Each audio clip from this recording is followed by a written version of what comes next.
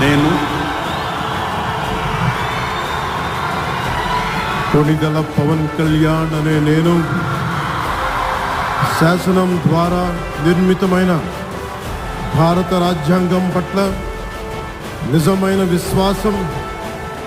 విధేయత చూపుతానని, భారతదేశ సార్వభౌమాధికారాన్ని, సమగ్రతని కాపాడుతానని ఆంధ్రప్రదేశ్ రాష్ట్ర మంత్రిగా నా కర్తవ్యాలను శ్రద్ధతో, అంతఃకరణ శుద్ధితో నిర్వహిస్తానని, భయం కానీ, పక్షపాతం కానీ, రాగద్వేషాలు కానీ లేకుండా రాజ్యాంగాన్ని, శాసనాలని అనుసరించి ప్రజలందరికీ న్యాయం చేకూరుస్తానని